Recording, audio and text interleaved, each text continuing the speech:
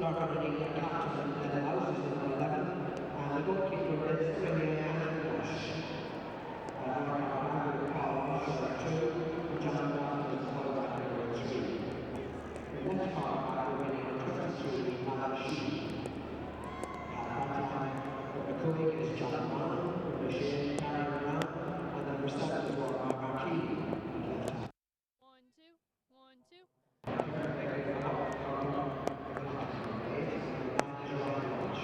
1-2, 1-2, 1-2. Check, check.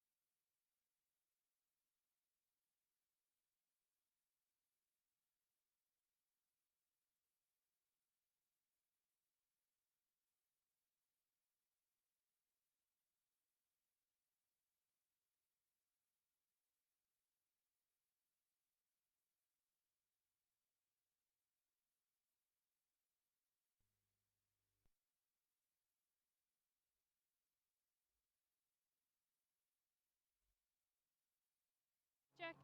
1-2.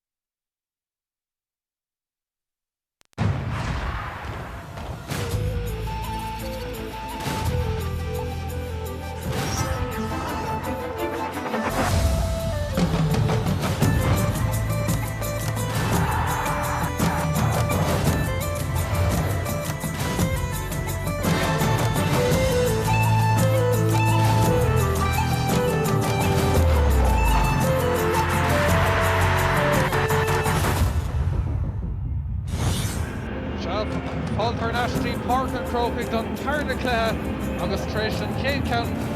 le Creed Drama to Tommy Drake don Tarna Count idir Count Turkey agus Nave Padraig Vela Haragate ó Kyle Quinnig na Forna Moher and Mark Mile Curry leis an Immert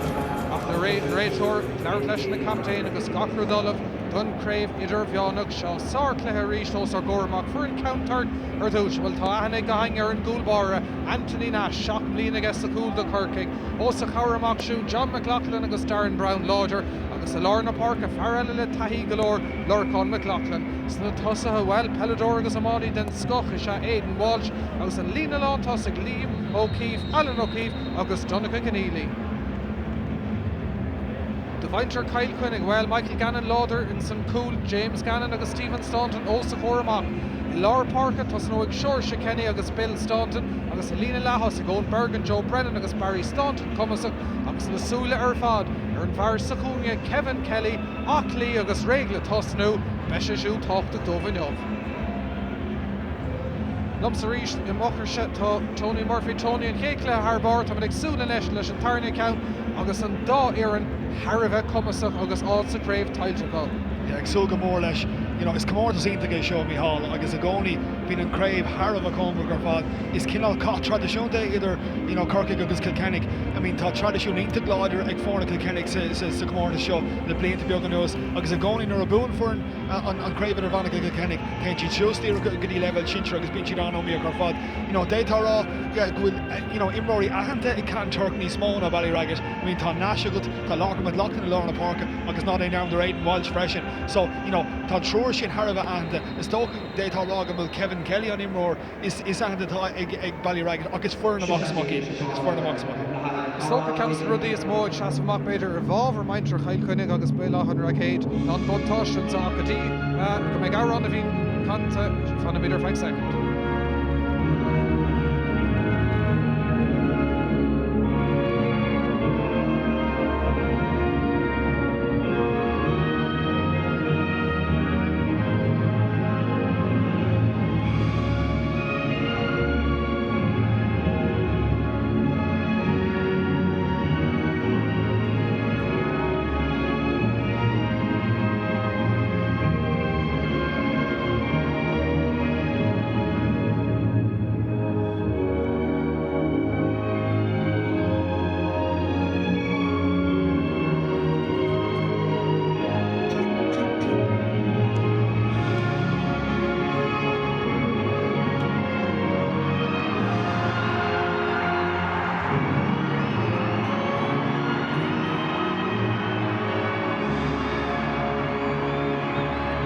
Gachro Drake and Tarna Clehens of Miron Son Tony Buntoshing Ballyraggett Savediskur Yim Reader a grave Hosher and so Ryan Blin Tochin agus Shasik Shishin over law more Marshaw. Yes, Tahi look for it and unlook for a fall. So he don't go curry and all cut off over Curva August Tazagan Hain Winter Kilkenny the written shits in Park and Croaky, you know, Tanacho, you know, Dane to dive. Shah Tamid Reaganish and Da Aaron Gary Kern idir Bheonach na Herons na Montas na club na Gavílig sa hofta go Harcloha Crahalova Lorna Parka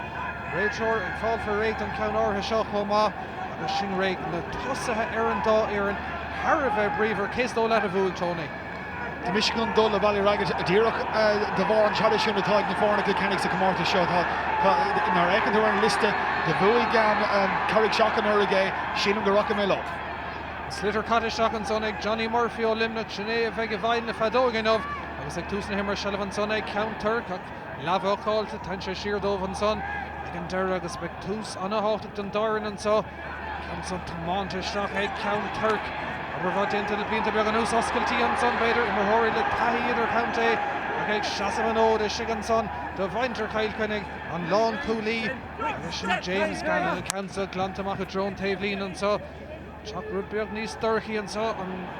Tom Shot and Shock Noon on Council and Mehe Shock Egg Michael Brennan the Nave Padraig smacked the Hauling Egg Anthony Nash Squealing and Rachel Lash and Shane Willis here though Dane to come a Hanshin Egg Nash Gone our father because near Kershay is stroll be here we should we Vrug is Tog Shown Spare Egg Heska but she similar like a cake all the hands shut up Willa Ulver Nash Shab Willa Ulver kneeled out her fish in a Gierig Aaron a hook Ruish Dawkins and Clehan so Chalk Nuna or smacked the Hauling and Shane ag an captain Sinead Stephen Staunton de bhéile áhan ragéad agus iad a chur ar an ansaí Bauto an eile. Sullivan son agus Stackerty na fórnéo Halton taobh lína Stristig an Slitter agus tugann sé sin deis de cheann Turk buile slasa hógan na Stocha lehrú déint an son beidir agus Alan Sheehy a tosnú de cheann Turk nadidir cétá máthach Sheehy a tosnú ach sé Paul Walsh a hógan an council dómh. Ja, agus be sé simú le an Mícheál Cúnas a socraí na fórna sééis mar bhí leabhar clics a bhreis acu nachró is a go faoite sé dechar daile lei sin so be si crocatíflan John feiste agus sé dechar sin láb se orta. Cinnte anna Jochar nuair hat a réid óchád Comór agus Mail Corhair an son sé géit le Creeknú Eric O'Score Chalísh an son Darren Réitor tá seansan é sé Count Turk Réitor an cúpla focail a bheittheige inis chomá le fear Heilcunnig agus baile áhan ragad agus is tócha gúil se chun anam beidir a bhreacha níl scuoine sé an deire tugann sé sin deis do Count Turk agus seansan son ag Lorcán McLaughlin an count son a hógan dar nó taithí golóir le Corcaigh Harris na blianta an bhar áirithe sá agus go maithiniúil ar Slitter a bhúla cíimiid éis chunas martá an radar go brú Tá McLaughlin an count son choréisteach ná bí a ceistar be fé an cansa díragidir na cúlaí Harris an spot a dubh anna hús ar fad an sin de counter. Anna hús ar fad agus just fecum go léidir bháil si gimmar sa cúin an seodáibh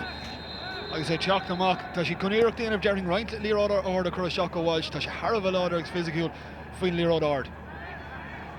Seanis scóraigh tastáil ó bhaile áhan ragad agus an count son Chalísh Darren Réitor agus tarigh sé sin deistómh agus beidir Kelly a thart amach chun an count son a hógant. Clúgus cálar Kelly le haine pucan is éir tá sé Harbh chuine agus morach é bhí an Comórtas Leincaillte go mar de scóráid sé cúpla cína antáilta ag deire i gcuine go lenailo Kilvantan so bheiceann in inis chunas atá sé ag oibrúniu. Agus bhí me gaiisle le aglah leis an manistóir James Ling i rucht na seachtain na dúirte gur fíormheagán tréála dhéon sé ó chréibh lein agus heasta go goach sé réig don lámór tá sé réig tá sé aclaí tá Slitter an talamh tá sé glóir an chéad scór de churtha Kyle Quinnig an countson isteach na muirigh fécant bhil siad sásta se ag an deire sásta leis an iarraigh sin agus na fór neir póscóir tús na himmartha. Ja agus ní eicimid na fórail céine thunamid sa céad le sin gá iireacht agus gá scór hena féin agus crinnis na himróí léirithe. Seanis Count Turk ag iirigh sin na bhoga go tapig eisneach na tosa tá sé sin déantar an déhheile an farcan seo brúan sin ar an cosantar ó déanta go maithaiste an son ag John Mooney brú fós ar bhaile áhan ragéad ag an deire glantamach gotí well níos fud an all parka. Deisianis ag Count Turk dullar an ansaí Comórt an taobh lína anna chosantaiste an son ag Robert Healy an maintar Kyle Quinnig a chur ar an ansaí Naomh Padraig craobh Kyle Quinnig búiseacha Imlíon agus nach iad a bhí céúr an count son trasna Count Turk déanta go maithaiste an son acu i teach amach an Réitor rá gur Chalísh a bhí déanta an son ar Darren Brown agus tugann sé sin seansdó an hála Harrington. Agus tá lús na himmarthe feicáach nach bhfuil luas sa léir seo tá mar ná an luas eáil tá sé beagna níos ar ná an céad lethe tá tú an eáil gúil siad ag bogan líor go Harbh tappa gur fad agus puc sé tiltte go maithan sin agus ceann fad ag Lorcán McLaughlin ba dearing go méon méid aige. Cinnte tá sé anna chumas a chur fadar ar na builí sé ar níos fud a bhd níos siar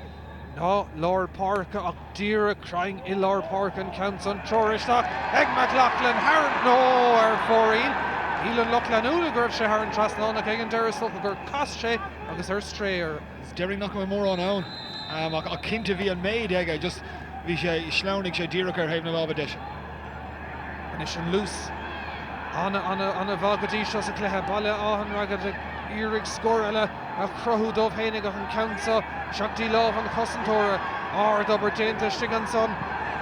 ag Paul Walsh fécinn sé na rán atá ceannas na rán ná dul go fada le Ian Walsh seansan is sé counter tá sé ag bogad tá póimar den chéad scoch atara nes sé glóir na líród a thnáis tá Walsh ach leanan siad seansan son Comórt an taobh lín an cansan a méis ach ar clé agus ar fórí bhí seansan son ag McLaughlin is tócha ach a ríist ar fóríl Tony. Agus tá sé son ar Mícheál go bhfuil siad géirí an líród a bogad timpeall ach bhfuil níl siad dul leis an módíireach tá siad ag ahrú trá agus ag bogad timpeall agus bhí iireacht ag Lorcán McLaughlin sin ach sleannig sé. Seachú Nave Padraig agus Joe Brennan ar Dave Ellison Fark a Carnash agus Dinta go maithe stig an son ag Alan Sheehy at Hosteen an Cleha dá cheann Turk Girgid a Currish tá loose stock right is in the like Tusan Himmer on a fast a Shakti Santosa has smacked the hauling and chin ag O'Keefe a Garish Actions and Son are cool oh I can Dara is Stoka Haran Chasna all night for high Quinniger raw the Rev Share 4 third may raw may hain 13 may Rev Share 4 yeah agus tá hours for gown chin agus tá lads Barry Raggett tá siad lán cinnte de agus an ish top in the dull who style again television agus sin an rud céilver le déanamh mar sílam bhí an níro sin ag dul co topic tá Sean Dacker den an mhair coolla sin eáil orintanta so bheith sé spéisiú leáil an roise ar an trasna. Se tá mid dul an orda dísna spéire agus tín seach fécin cad a Derek Shilling an Eric sin Dern sin Neil agus an Council ag O'Keefe Emma Hartley ar yes agus ar fórín trio counter stray count Turk agus an Cartigan Weir agus an réitor Dublin Orta agus buchas an technoliacht an sin buntáistin an technoliacht marach sin beag scór ar an mórdan sin. Se hiic na himmarthirí ó Chail Cunning agus Nave Padraig nach raibh sé an seansar an Dave Ellison Fark go siúd an isis an Council cógra cumá ach ar Clay agus ar fóríl bhí seans an son ag Joe Brennan ach mar a dúir tú seach nómad go le himethe lús dochreite Tony. Dochreite agus caiid an áirt freisin. Nus an pochamach sin tóiste go mágadí donna chu Canílí agus Counturca glúise go mágadí an lán tasí sin é Alan O'Keefe ó ríist Illinger go má ach ar fóríl Ceir iirecht ar stréach agus is mór méid sin ag tús na himmartha. Anna féin agus ní lagu nach beag nach up ná a dimethe but se sular tá smacht an das an sin ag roiint na tosa ag Canturk so bei pustig Barry Raggett ag cumad ar seo. Se ar nó counter chun chéad club riomhó counter dúála chun a bheith gimmert amán seinsear a gorcaig am líana nach éachtaéis sin do counter láidir pelle tá spáinte sin an grá agus an passionatá sa club donna máíocht agus céimh go cosí céad bhouta im líana céile a club omrátach Corky bailile nua seandramanis seachúing Nave Padraig Gírig dul isteach a rís smachta go háling an sin ag Michael Brennan, Galore Traharca agus Col Carragher an bhuiin an Council scuil the shot ach a rís hospa crinish ag tús na himmartha Beidir an ócád a rís agus an bhaile ag tús na himmartha ag coristeach na himmartha. Honnacha mar sin sa céad le mí hall agus orintanta táirlíonn sin. The simú tá lads Barry Raggett sa líon an tosaigh i gimmert a bhád amach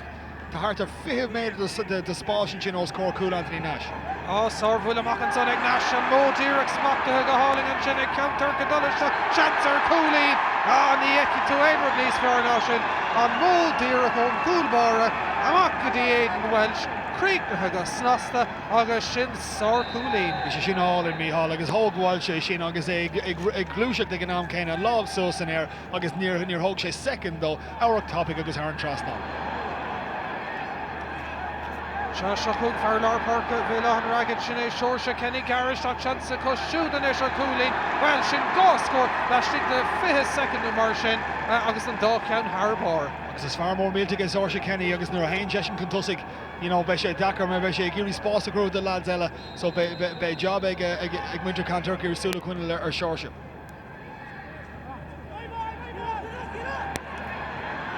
Smachta go háling is an son ag na cosantóirí agus Nave Padraig ag Gírig scór eile gáilt an Council seoirithe dach gur héamh na lábha deise agus ar fóríl bhí beidir dóhan ama nó níos mú am an son ar fáil le Joe Brennan dá dóchan sé second nó go eile tugann sé seansar Nash de Anthony Nash ní hógann sé anáil fiú agus an slitter tomáta chun tosaigh aige sin an plan an slitter a bhogad go tapig dír a chófáda is atá an corpingúlar a dhéanamh agus an basar an cumán leis ach ar Nash agus an oberdinta in cosantóirí Bhéile an Raggett an son chuníad a chur ar an ansaí Counturca sig an son agus an captain sin é Stephen Staunton Gilligan Council smachú ní Staunton ach Darren Brown agus a ríist Ravagenta ag Brown Calís an son a dir Johnny Murphy agus tugann sé sin faoisih agus chance de Counturc agus gléithe siad céile ach Anthony Nash. Yeah, agus tá seansig Nash scór ála seo dearing leis an méid ainseo ar líort. Yes, Darren Brown an sin sa lína lecool an sin de Counturc is kit ógé stíl an deasaige agus de bhúg sé sin so feice mé dearing go mé Nash conga glóris an gceann. Don éon doubt tá sé go maithingúlar an slitter a bhúla agus Coolín díreach ribh seo sin a crothaigh an Council beidir ísisiil beidir níos ísisiil na mar bhíú ag ach tá sé sin craig Sár Coolín ar father fad ag an gúil bara. Dénn sé do chorcaigh, dénn sé dá club ag chomá inspiráid. Agus níor chuir sé éon stróir a chur sin dhéanamh agus is buntáiste ulmhar sin ar tá duine ag an agad atá an scóir le pucanna sé a siar ar de lína dahad hain. Is seo chuin Naomh Pádraig agus smachta go háling is Siganson. Ag Saoirse Kenny could bhd an sele feice go siúd an Counson. Meiste go drona tosathe Calísin san na híime. Scuilen réiteir leis tá sele fós ag Naomh Pádraig an obair déanta Siganson. Ag Staunton tá oscailtí an son ag an deireadh tugann sigadí Brian de Brook Phelan ach ar clé agus ar fóríl. Curly chéile go hanna bh ach an críoch lag. Sin é agus tá corchuig go difriúil réiteirta le feiceil an John Mícheál freisin mar bhí cúpla cinna le Calísin sin agus scuilen réiteir leis. Is Counturker they veled an fartan cléthe seo a dul ceann na páirce an a lúsar bhd féig agus tá ar an fiofar chun an craobh a bhuachant. Club na grí chorcaí búchach in san pell seoir in é.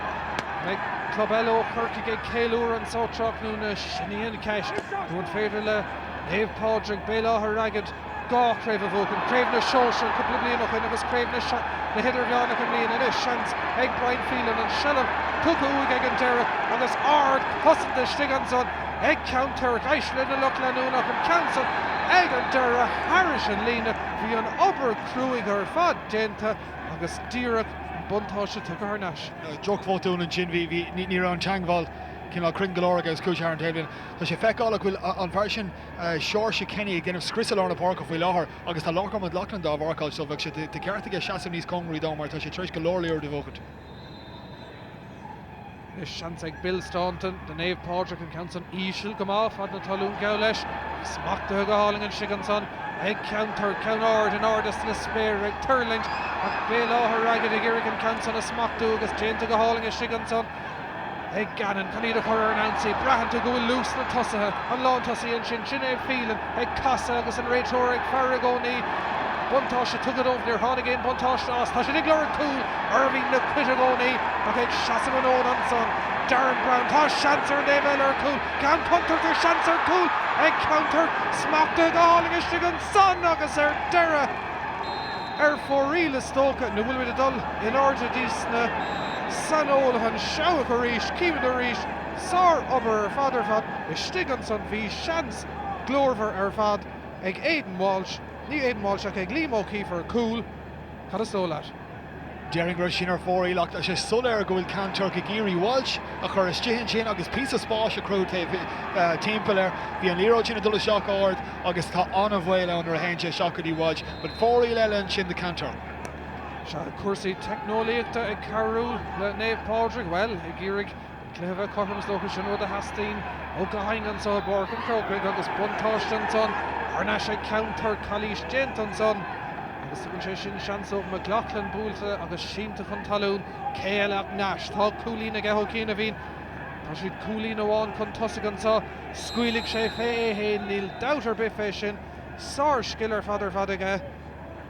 Agus feicim goil cúpla duine an isí ag taobhú timpeall ar Aidan Walsh ar the Cairn an seo. Se bhí chur ardhacha go sa cluthe lechanis an Counson ag neis go hárdach. Well, aspa Crinish an tamsa sin é an séú ceannas tócha tá mithir stré ag Counturk agus beag tíma orthaile sin tá siad an uachtar ach in áíor níl se sin le feiscintar chlár na scór. Ní a chorbe agus sé fóríil hena féin, bé á féile orthú ag fécinn siar agus bheits nig súnach nícinn siad sin.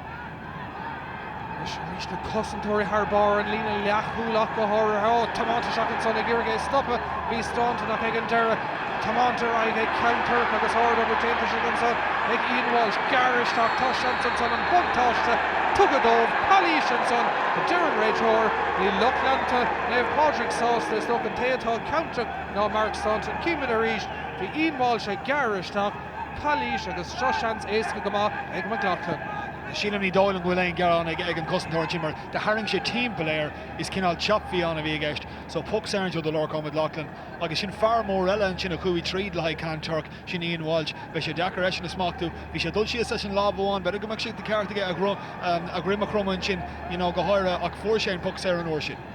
Se agus carta buí peachas ús chumán sin ag Mark Staunton den Naomh Pádraig, i maithe sin do cosantóir ag tús na himmartha seansanis ag counter contention Shorish agus nasta Harrison Trasnon ag McLaughlin double scorena agus is tóca counter sin tailte go. Ó tiltte go acu agus ar a leid sin. You know, tá sé tógáil tamil ar Ballyragget sucrú seach sa léisio.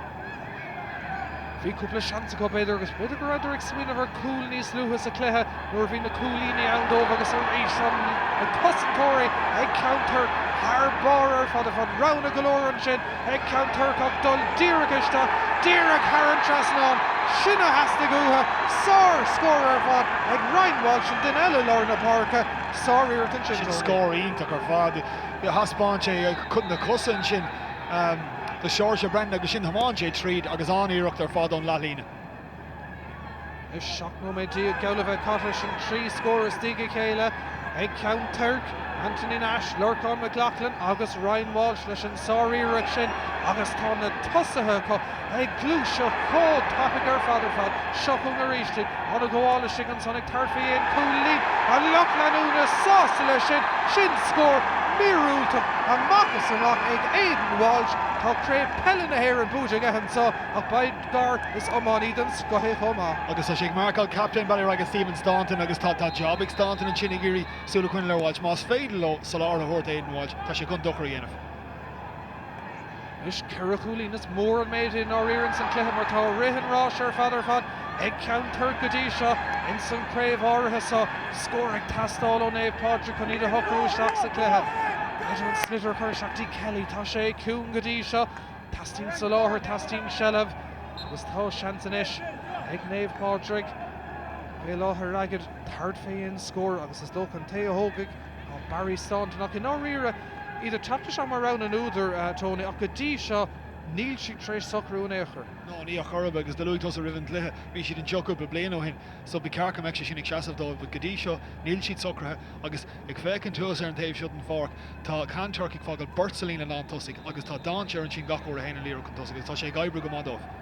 Cinnte spás ón díal crotha istigh an son is seo seans eile Ballyragget agus Bill Staunton ach ag an deire Calís an son tar sé seo seans éasca go madómh sínta chun talún an son tá Kevin Kelly agus well mar tráchttar siúd rimis an cléthe sin éon fear go dastín cléthe má uig an jobhan tó tráchtnúna agus tá seans an ó bhuiile séir agus tastín sé go géirúthe. Godíireach agus cinál chur cosise bhíon sin. I mean gá chúlín tréis beag nach fihin óid, bheith Ballyragget an díach ar fáil leis an scóir sin i bar an crócaigh leis an spásatá ar fáil anseo ach tá cosantóirí agus go thora lína hacha cantarc go thomlan in uachtar anseo. Se dhéim siidir 3 cúla agus 4 cúlín díag an san cléthe lechanna se gona túirín bhuió go dtí seán scóráil ísisiil sin ceann maithe go deire ag Kevin Kelly ceanna hasasta go géirú catú dul ar Nash go dtí an carú nómad don scór ribh sin agus dábhrí sin bhí sé sin ag tastáil dúbhail scóranna ach in áíir be cearcamach níos mó beidir ag counter seachún a ríistíad idir go spraigigh an count sin ó Kelly Winter Kyle Quinnig seachún a ríistíad Trasna na Park a hain siad an a Ross ceart don slitter an sin ag iirigh Shellah a bhúcant an deire smachtathe go hálainn ag an lán tosaí sin ag Alan O'Keefe round a galóraige pasáling Sarge Shanson sa ag counter blochál den scahan sin bhí cúl glóta oscailte geall leis ann do counter ach achtra gadíochta den levéile Sarge an sin ag na cosantóirí seachún counter go ríist a dul ó ceann na Parkin sa hámid ag iirigh ismachtú tá Brian Phelan dá bhé láthair agad ag iirigh tarfaíon cúlín agus na muire rá ar fórín seans an son Tony ach seans glóbhar ar cúl ar an déime agus paiste immerthe ionach an sin Mícheál agus mór an trún ár críocann sin le scór rinne Lorcan O'Neill aníirt agus Alan O'Keefe Pasal Trasna Aidan Walsh go logam but Faker and Flick and Gina Hug on Farlar Park ó Ballyragget bhí sé sin all in ar fad. Se agus count tapig Ellen son a méthir stray counter denim semachchanis go bhfuil seach gain de iireachtaí chura ar fóríle có féanómana méthe dúbal scórna an buntáiste ag counter Turkey idir gur gan craibh so a bhúcant an géad ó riamh dar nó seachúing iad ar an sí boutáin eile níha bail láthair agad an méthir stray ar an asle counter by na cosantóirí seo be siad Harbh sásta tucha uhan sin buntáiste tucha uha agus an immert scuilte go maithanis botún van ús a dhéanamh le cúpla nómad an ús ach an Reach Botunella, Harnashinish, Le Counter, Spas Galore and Pastin. Adela Shakadi, Lor and son agus Stohan Sposh, Egnave Padraig, Canida Chur Nancy, McFracton Slitter Shigans on Todd, Joe Brennan a Girige, Smaktu, Congrat and Tavelina, Spas Galorga, Cerdine Narowna, Tartfi and Coolina Head, Shin Countess Narowna, Illingana here. Sir Coolina and Shinnick Brennan, Ordira. Tá caiidánig fiosú an Sean Hammer fád Mihal. Joe Brennan bhí sé sin Har a Jackar amachar an taobh de chaise an Mark Oliúig agus iirecht an carú slot déag. Bhí sé sin a Roser fád agus bhí sé sin ag tastal so tá bailí raigh tarintí henna seachas leisio. Cinnte bhí Ceithre Coolín idir na fórna cúpla nómad a chuin an isis an bhearna Harnash go dtí Pyre agus Seacún Counturg agus Aidan Walsh. Passanna Yasan Sonnaige agus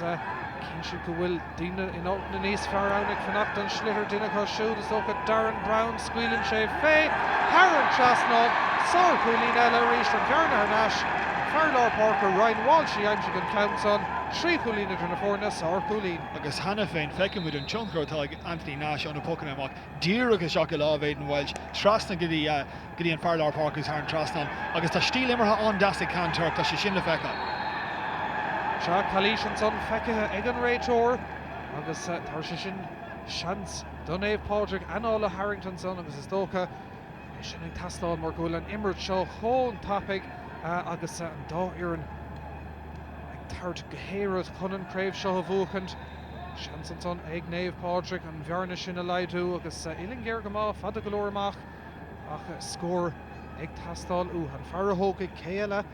Kevin Kelly. Sinean Farlett Shock, their father Chuck sa Cleha Kelly go hard na Muirig vacant. Coming the Mahasar and Counson. Sir Creeper fad an Shinniga show on the Irritan Shin Tony. An Irric their father agus tá gá cooling idir na fórna agus in áíre sílam go Canturk gur bú níos mó ná sinad ach sin an scóir a agan agus bei Canturk a géirí a chur leis an scóir a acu mar tá siad níos fear go dtí seo. Seo agus gan mór an Riker cool go dtí seo ag an dá éireann. Go go siad siúd chumá Seacún Counturk arís Countíisiil Seach an son Deisile ag Counturk agus O'Keefe an Counson na Muirig fécin sásta leis an iarad sin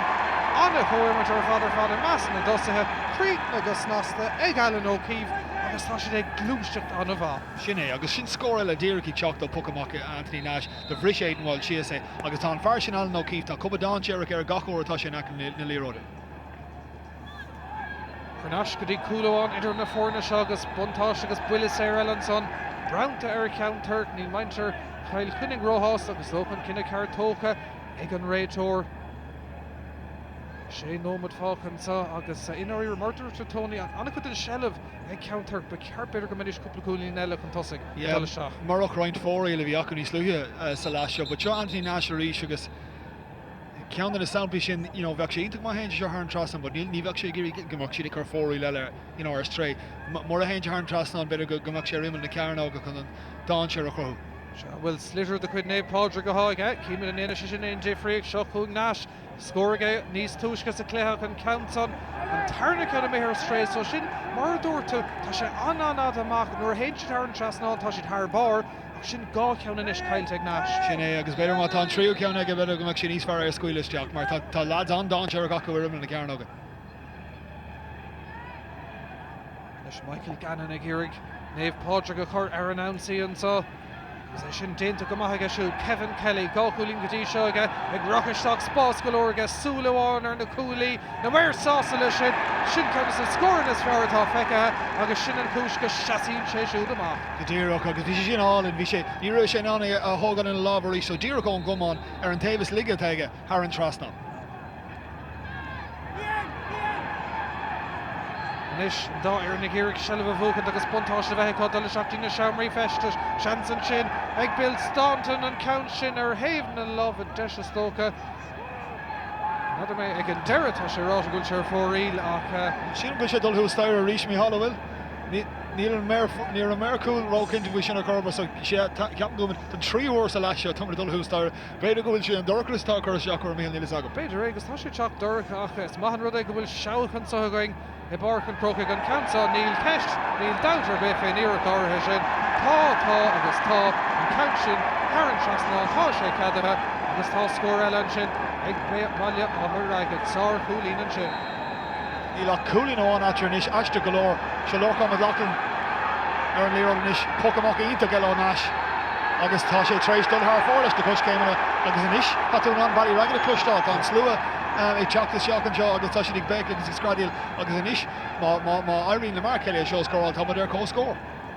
Gach seans an ish ag Naomh Pádraig na fórna hátar co-score bhí rihanrá sé counter ag túsna immertha ar bhaid féhanómad na mar sin nach le cúplanómad an ús an buntáiste ar náis ag Naomh Pádraig agus cinnte háisiid ag socrúisteach sa cluthe deis ish ag Kelly na fórna a háart ar co-score. Trí cúlín aige go dtí seo neamh gá ceann ó bhfuilí séire seans aige inis ar an gathú cúlín aige siúd an counson anna order fadar stop go dtí chunach a sédí ag Haran Trasnod ar co-scored an trí about an so trach núna agus in áíir beag maintre chaid chunig brasásta le sin. Ansásta le sin agus tá an cumas a gcónaí ag fórna Kilkenny agus cumá a siad fríomhrú I gcónaí fan an siad sa cluiche le pucna séragus mar sin agus sin rútha Bally Ragged trééis taspáin is just dígris agus obair agus mar sin de agus inis puc séir an isis cean eile a can turcas tócha is an cad a hálann sin ach tá Lorca McLaughlin chun an ceanse thógáil sin. Se sin trí cúlín na stíige chéile ag Naomh Pádraig Kevin Kelly le gá ceann agus an Fairlár Park is stantain le ceann eile agus tócha focail an isis le bheith ag an réiteoir le Brian Phelan agus seans go méid an chéad cárta Brown tarna ceann go dain Brunton so tá sé sin Brownta ar Phelan cai sé siúd a bheith cuairmach an isis Mark Staunton I meas na gosantóirí trééis ceanna fiocha sús comá ach le gá núma de dul Díla Halmanson na fórna ar co-score Barton Cropic scorna seach tasalo counter ach an Obergentins na cosantóirí an sin ag Naomh Pádraig chuníla chur ar ansaí Rowna galore Kelly agus Brooke agus Brennan sa tosathe ag an deir an pass a mehar stray agus tugann sé sin chance de Lorcan O'Neill counter ca chur an ansaí tá sin counter to son Pally sé dúr an réiteoir agus chance éasca ag counter del Harnash gan tosig. Yeah, agus ní ein túna pucna séire sin a gcónaí ach bhí an réiteoir cumad súla ar an farsa cúnaíonn sin sílan gur John Mooney a bhí ann agus bhí an lámh ar Gianzi an tosaigh aige agus ag an áfáin tú bhile sin ach ní bhór sé bhile sin uair sin agus bheith puc sé an éasca ag McLaughlin inis. Se seans éasca go maithanis ag counter dul chun tosaigh agus sin ag teanna ar lehamman so sa cluthe idirbheánach an counson go hana éasca Harris an Trasnán agus McLaughlin trééis an gnuíon an buntáiste ar náis counter ach ar an omlána Tony Céistóla a bheith sásta. Well, during the Bally Ragged sauce, I mean, she tries to throw into Kadisha because Neil, cooling after ta can Turk tries galore. I'm on the Dimmerton jog Neil the rock point to on Kuntusig because Cleha on Tan of okay me hall agus Kaidan Ardy Bontash. Se an Immerton counts on Botún Bonús ag an áíire ag Michael Brennan agus Shellah Harnashinis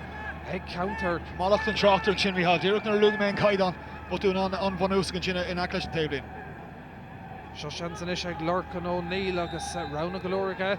nómar le dultín brise.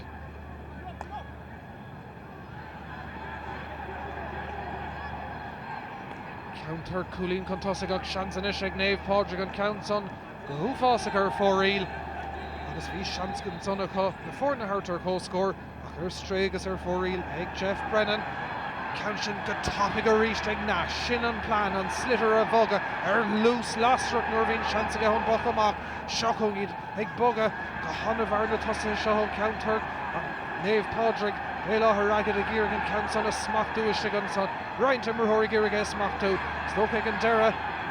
go scuilig an réiteoir leis agus brisin an slitter amach tá seans an is ag counter tána tosaithe seo Harvard Brever Bader seans ar cool ceann ísisiil cool ag counter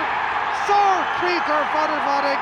Ryan Welsh ag an dara sin scór cinúnach ag ann cinúnach den cléthe. Scored and scored. He's not got the Dermot Agoni is out mean to get cool all Derek Gribla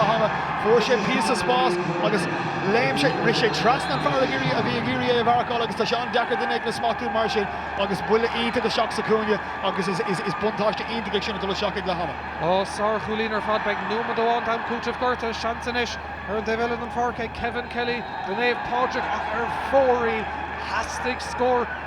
Uhan sin ach an cansan am her stray agus e brabna súl tá Cerra Coolín idir na fórna ar an omlána Stoke sin tailte ag counter. Oh, Sheila May agus tá sé harán de duine de tosa Bally Ragged cowra horta Kevin Kelly and Jim tá sé giri tá Nashtra spotani ar an Sean issue tá Rachel Grog se Rogar Sheila. Stoke can Rogar tóca tá mid beagnach ag lehamman so agus Stoke go méid immer óán eile Réiteoir Glorga Nili Road agus sin botúna Nash bín sé gurgaí de bhog go topic dúin sé seo seansan is den éh Pádraig béad áthar agad agus an Réiteoir ruchaisteach cúpla focail chuna bheith ige hanis leis na himmarthirí agus an Camson scuiltaisteach go maihan sin ige agus seans ag Naomh Pádraig blochaálta bhí seansan san ar a cúl Nash le sellbhaige an tan geala bheith caitan san Réiteoir ag fear an uair counter Glúric scóráin le Harris an taobhlín an buntáiste ar Nash don Naomh Pádraig an leham buintramachchansa an adóg leham a séitansa an buntáiste ag counter a bhhaochasach go háirithe don púl sin ag Ryan Walsh ar bhuiile leham a gabh leis agus Maintear Corky sás na dulaisteachtaí na seomraí feistis Maintear Cailcuin gan bheith róthasta i dulaisteach a bhfuil le déanamh cosisiún fós a gcónaí scór lehama i barcan crocaigh sa cluiche idir bheannach Counter Corky héana an Naomh Pádraig ná a hocht.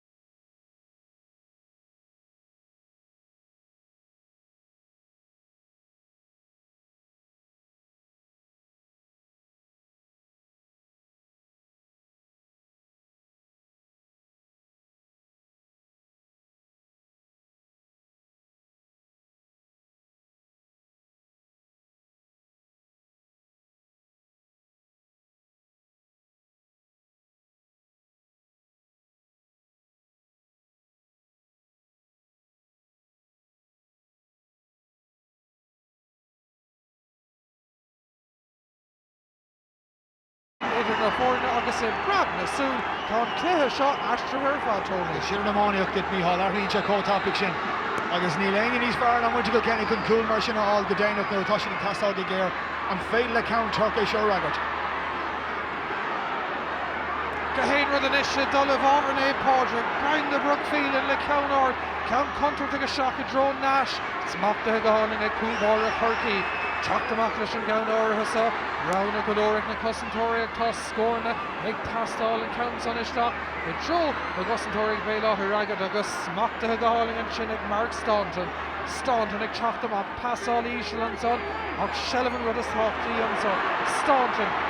a shock of all le Phelan and sin le pasáling an son amach có fada le Kevin Kelly ach an count son ar clé agus ar fórí cúig nómad fácha in Santarna a dhiimiigh ar lús lasrach agus a rís an puck amach ag Nash chun tapig siúr ó bhéile a ragad an son ag iarg an Shelv a bhúcant Staunton Dinacha ag an deire an tonadí le Shelv Sinead Mooney ach ag an deire good a Harnash ag Count Turkey Ard over Dinton son ag Jeff Brennan Nave Pádraig ar Nancy Boutoán eile Stachan son ach smachta go háling ag na Cossentóirí agus skill ó ghuine go duine chéad scochan seo an réidir rágur duine Calís an son ar Ryan Walsh agus beag buile séir isteach is ar Ingra féidir an ála Harrington Tony. Jackar tá gunach tuirse go Brandhar seo ach an immer Darren Brown ó Kinturcatá ag imar go maithan seo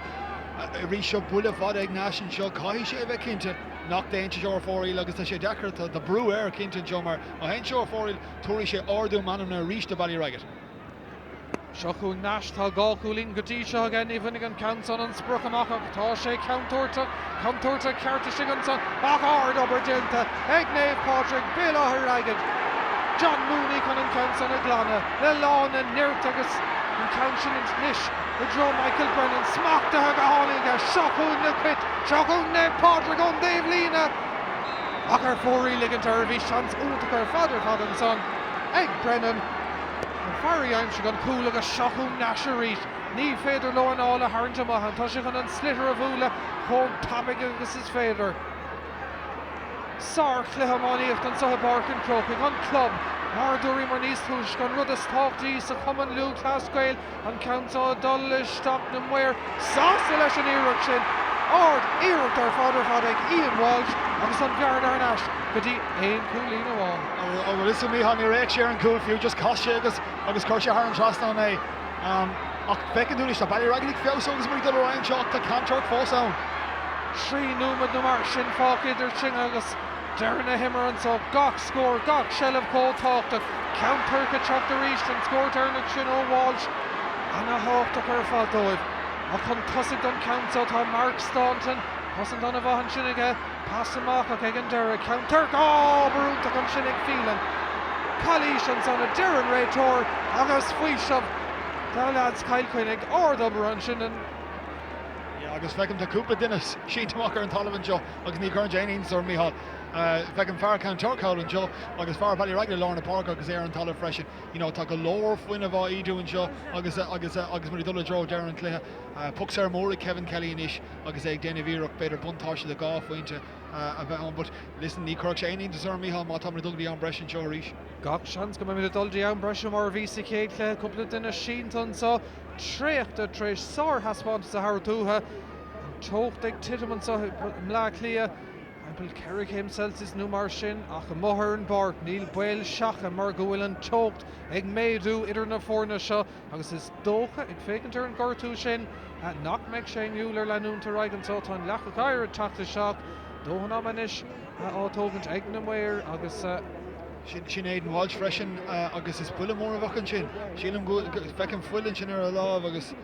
tá tróir timppla air No, Darren go to church where they get a freshen chin because it's truck scale max location the counter. Shani Aiken Cheshire come out the counter, Toshik or Tilishly and a will and love again son August Brantun Fini Eshkent and son Erenai Homa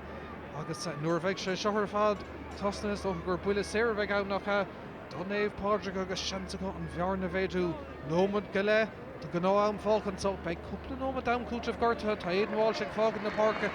Willa Asian agus ag an stad seo dhéarfa bhfuil an buntáiste ag Nave Pádraig. Go dtíar go buile sicálaíoch fiú the Count Turkey Banner account him or as far at Aku week Shula John Taylor agus ní Eric Mahay sin agus is Tashan Di Marta Aiden Walsh book this Kosu go drop go to a maximum sin tá an lá vega agus é Crumasus agus Tasulu go knock go to Rogan Nation. Se an a Hervís tu a dá club agus do Corcaig Harris na blianta agus sin tro é nimar hóir eiscin ag fágan na park nómad amháin an iste go ná an fách agus seansa Kevin Kelly an bhearna sin a bhéidú go dtí gá chúlín tá sé tríise bheith trein go má go díosá trach núna seo iirecht ana hácht ar fad aige. Seach gúlín go dtí seo seansan is ar an 8ú count. Squealing sé fé bhfuil an countá crying nílar clégus ar fórín faoise an son de count Turk agus iad ag lurg Shalaba Chimidan son Nash có tapig agus is féidir an slitter a bhúil amach caiig Naomh Padraig cosint agus cosint in chéad scocha dhéanamh an son Imar Harris an taobh lína tá seansan a gcónaí ag count Turk Tony. Agus bhfuil is a good an farad ar díreach imime ón barc bheith sé sin ínta chun é seo hágáil mar is fear ínta gona pucan is lása ach sin an go lách mar lachan contúir faoi seo ach tá Kevin Kelly dre seansa thuirta Count Turk an sin leis an fórail dearnach sin agus feice mu an féidir le Count Turk an buntáistáil an seo tá dul dro tá gná an cotton is. Se be cúig nóma down púsah gorta chumá mór méid é sin McLaughlin le ceanníisiil scóraigh tastáil ó Count Turk an buntáiste ag fear Naomh Padraig béláthe raigad ó Kyle Quinnig Shelvan is sé Count Turk agus an builis branta ortha tarinthe siar an son a Darren Raitor as limnach Johnny Murphy agus tugann sé sin seans úntach do Count Turk tarintar cóscór céile ach McLaughlin. Sin ag díreach agus bhí an Raitor ceanna na háí sin gran Raitor sásta go an puc sé a thuirtómh chun seansa thuirtómh a bheith ar cóscóir ríis. Cúig nómad an breise thart a ceiricín dómh sin fáca. Neadar an éimean an dul bhhaile churba nach. Well an count an troir seach amá go crying ag McLaughlin na fórna ar náis ar cóscóirt an carú bout an so tráthnóna cúil agus sé cúlín déag an taobh agus ní bhaidhfarrán is ag an stad seo cé a bhuaig an craobh. Na seachún Count Turk Maintrim Corky a teach Shelvan Ishica Alan Sheehy ag Garristock round a galore tugann siad an taobh sudden fort seansan son ag McLaughlin an countá Garristock Haran Trasnán sár iirecht ar fadar bhád ag Lorcan McLaughlin agus a braghnasúil tá cléthe astra ríis. Agus inspiráide go Lorcan McLaughlin sin inspiráide iirecht daontach aige ar an taobhas lige aige tá bailí raigad ag teach sos an seo ríis. Sean Countá tapig ag seasigh Nash an fód an son héana seachtaigh ag Count Turk héana séideigh ag Naomh Padraig béláthe raigad ach tá Shelvan ar náis ag Michael Brennan Paddy son a Darren Raitor agus thar sé sin seansdómh anáil a haring agus taring chorm bouta an eile. Agus glicas ceart ó Michael Brennan an bhecer téann sé i dro an cosantóir agus tá sé dul higann talamh rivéin or dhéanamh agus puc séir hí sé glic níos móna aon déile sin agus tá an cosantóir ó Count Turk tá Eoin O'Connor buile leis an Raitor ach in áíire is glicas an tosaí bhí an sin but is puc sé réúnta decoration de haid Kevin Kelly. Se córta buí chumá peocha Susan son ag Eoin O'Connor de Count Turk ach na súile ar fadan is ar Kevin Kelly. Seach gúlín go dtí seo nuaige ach seo an count is táchtaí más féidir leis an countá lucht na fadóige ó Count Turk ag séide ach seachún Kelly ggéirg an countá Corristock Haran Trasnán bhfuil sé ann tá sé Haran Trasnán bhí an brú ar fad an son ar an bhar ach ag an deire sár cúlín agus sin ar cóscóir don cúig úr. Cosúla Sexton in haspáin sé sin go raibh an cinál misneach ag a tuairfaí an iireach sin agus fair play dó agus brú ar an slú a freisin. An is gach shelf cótácht ag Naomh Padraig béláthe raigad ag iarigí héana chur ar an ansaí ach shelf agus gan éon cumánig an bhairtá Ruction Brennan an son ag an deire cuide thar náis an son ag Michael Brennan nadidir méid chumasí an sé sin ach déanta agus násta fós a rockaisteach shelf i mithúg an son ag Georgia Kenny dómar ar fad ó dhéanamh an son agus na himmarthirí ar fad ach ag an deire go bheagnar tugan bhuiile séir gan Count Turk an sin trid agus sárthaid nómad agus fithe second fáca. Smacht the counter, Ricochet Cruall up the captain is na fórna an counter Kyle Jimahama Harris and Lena agus an Bontáiste ag Bélo Harragad Nave Padraig as Kyle Quinnig tá puck slas is tócan Sonaco agus le nómad Fáca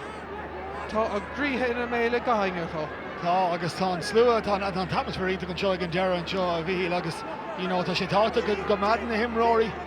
úrinna ag na hain mar bheith seansahánig den ag an tan lé seo bhuacad. nó maid amháin Fáca bí cinnte go méid seansahánig den ag. Cinnte go méid seansaháin eile Theo Hogan an ceann áirithe ná Bill Staunton Tastíú ag fad a ggóhanna chuir leis réúnta amach ag an deara harnas ag counter Corky Shockadí an cúnga spása si gansa seansanis Anna Mayen of Dohain and Council Currystock go hardach ag an deara haran trasnán score mirúlta gan sin ag Ian Walsh sár go líar fad. Duchreid ar fád agus an luúan slúan sin bhí sé duchreid agus scóirínta go gháil fuair sé ceann cúpa nómha do hin tá sé tréise antla bheige ach cad tá fácuin 10 second 10 second in issue Nave Padraig na fórna seo Hartar co-score a counter ag Shasam sa mear na bhil an son 2 second Fáca an Townmish an sa Barcan Croker agus counter Nancy is Stacadís na tosa smachta go háling an chin ag James Fitzpatrick a hánig a seach mar an a dí tá an council an ish Harnash ag Nave Padraig Shans Déanach Dernach a co na fórna Hartar co-score Bisha Cruálach Má Highland si tá anna Hasmontas tuca uach an Bontáiste Eve Coolino on a counter Kirky agus Sinead an trio Thomas Kirkig Terhation Grave Idirgána Comani of the Vukant Sor Creek and Macas amach an seo Ian Walsh leis an scored Kinúnach ag Darna Himmer a Bishide Caelúra and Duala and counter Gomad Duration Sor Hasmontas sin an Crave Idirgána Búshacha Búsha Hanna ag an Florida ag Ballymartle agus don tríú bouterí of Furnas Kirkig, Terhation Crave Idirgána go Vukant,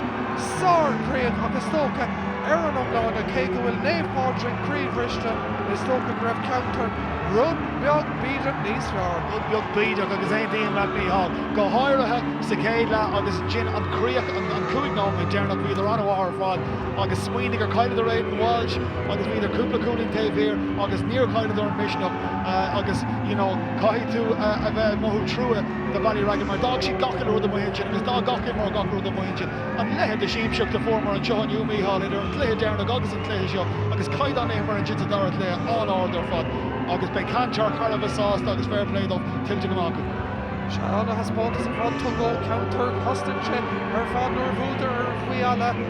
it's an Crave Idirgána go bhd siarmí ar fór agus ó chuine le tá Nave muir a clú meala búilte tá bailad ó bhó Círí búilte an son ag Grave na Moon Kyle Bhaile ón Clár búilte an son Bégan dómh Tashlin D. Loudon D. Kilburn Gales an son Harnash agus na Fianna Óhard Vacan san cléthe le canis dábhrí sin tá Ashtar tríochtún sin Trishy the Hogan to Kilbrin, Gadi Park Earring, Gadi Muyala, Gadi Park Howstein the Stock, Gadi Park Noel, Gadi Rice Leblounden, Gadi and Drehed Nua, Agus a Creed Nuansa,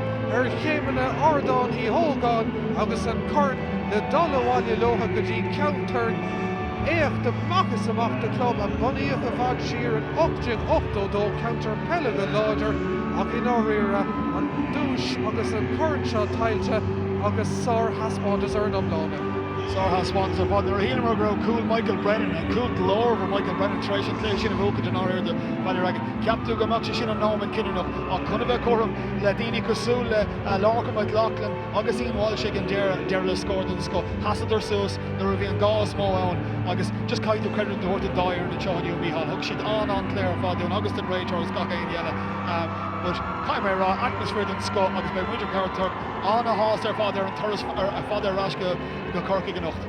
Se léach na himar a Brownton son ar Ryan Walsh an Farlar Park a Sinead Farry am se gan cool Kinúnach ar bhuiile leahama agus tailte go maithe gan aon daughtanis an captain Sinead Lurcán O'Neill chun an Crave agus an Curn a bhreithin na lábha ag ánú Farrell chun é bhronna ar an sá agus cíimiid na Jóra ag teacht os na súil an sin ag Ryan Walsh déchúis nach medís seo lá thar dó agus anna siamsaíocht ar Farcan Crocaigh feice an sáteach núna Túachtar an Raig, Conan Curnan Brunna, Neil Moore on Brunna, Ella, Legend of Egan Varkena, an Obergenta Harris na Blinta ga Marúachtar on. Agus é Raig an ish, player of the match Curnan Brunna, Lorcan O'Neill.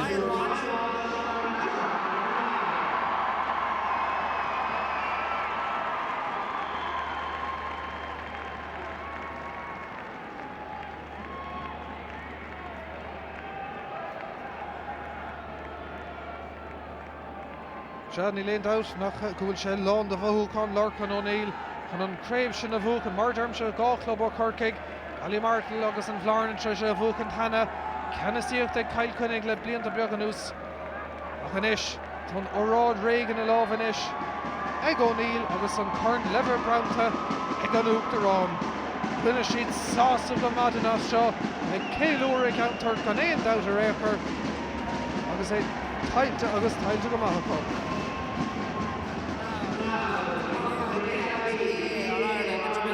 Championship will be presented to the Cantor captain Lorcan O'Neill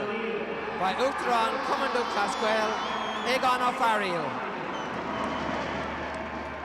A Corsica there, Neil Buiacus, the Lucknanoon and Navornia as Chocta Choca Pork and Crokig. Aaron Charolod and Farra, Clehe Bra, Intok of Eogin, agus Boilum and Buiacus, O'Coronul, Dundordan, the Balya Ragged, August, on the Champini, Shaw, and Aculum, O'Chan Tort. Boilum Buiacus Foster, Coronul, the AIB, a Hogan Oriak Flahul do, and August on Ray Shore, Johnny Murphy, August Nahifig there. What a wonderful and a fantastic advertisement for hurling. And this was a thrilling game from start to finish, and I would like us to show appreciation to both teams, to Ballyraggett and to Canturk, for serving a wonderful game of hurling.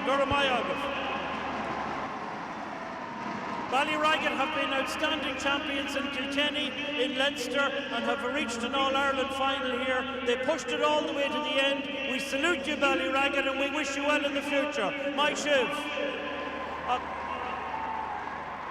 In congratulating Canturk, I want to congratulate a club that is absolutely a dual GA club, promoting all our games at all levels in all codes, and well done to you. We congratulate you for your promotion of all of our Gaelic games. But in particular today, you are now All-Ireland Intermediate Hurling Champions.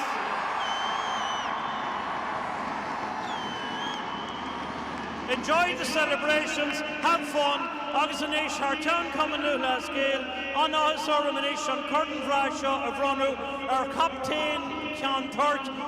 atá in Aculum an seo, Có Georges Wincher Ceann Torca.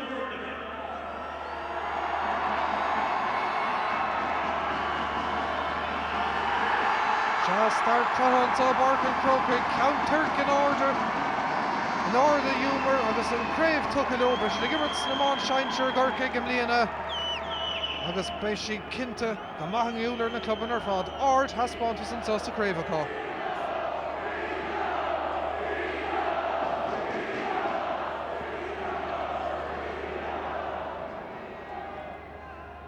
It's more an honour done. Colin Chai Glocka, son Frank Canturk! Woo!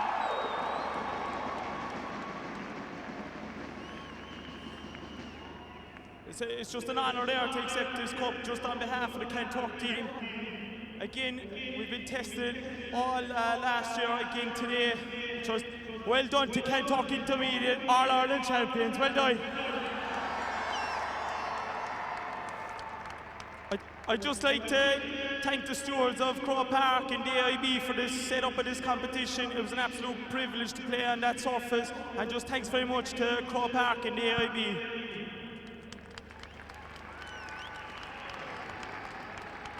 I'd like to thank the referee Johnny Murphy and his officials. It's a great honour for himself to referee in All-Ireland final. I thought he did very well, let the game flow, and a great honour, so thanks very much to the referee.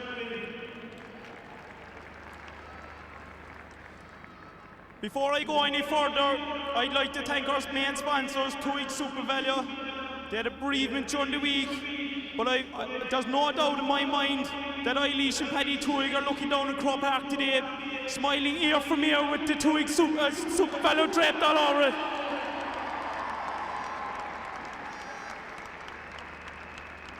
I'd like to thank our physio, David England. He's been with us throughout the year. I'll say it again, most of the lads there are held together with tape. He's been very, very good towards us, giving us Kairos bar there during the week. Anything we needed, there was no problem, so thanks very much to David England. I'd like to thank our statsman, Sean O'Donnell. What that man does, he opened our eyes to stats this year and last year, and I thought he's very good.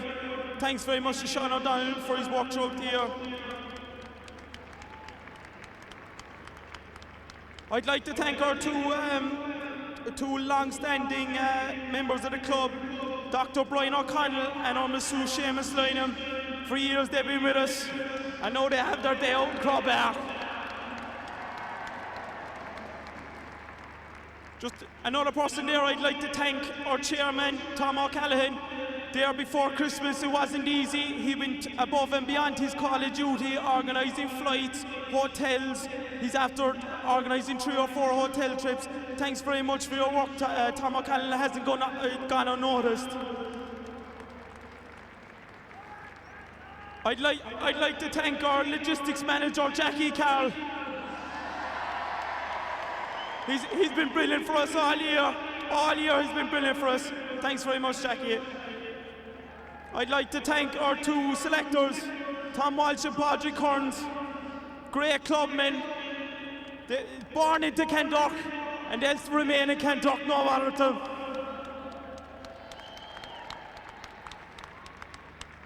I'd like to thank our trainer from the north side of Cork City, soon to be the north side of Kentuck, I'd say. Jim McCarthy, and for any of you that don't know Jim, this isn't his first All-Ireland in this. I'd like to thank our manager, Donald Duane. He gave everything for Kentuck throughout his playing career. Now, I'd say he'll be the most wealthiest manager going with bringing this cup back to Kentuck. Just commiserations there with Ballyraggart. They came through a very tough campaign. Coming out of Kilkenny isn't easy. They came through a Leinster Championship.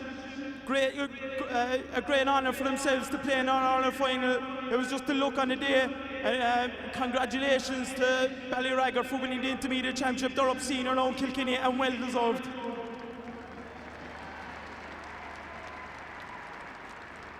And last but certainly not least, everyone that came up the M7 and M8 today from Kentuck. Far and wide from England, America, from all over the world. We'll see you back in Kentuck tonight. And we'll march this cup over the bridge and into the square.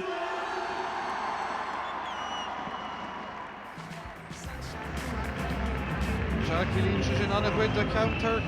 Dre Bouchagas Nostag and Daryl Lasar Cooley again Walsh and score Derek.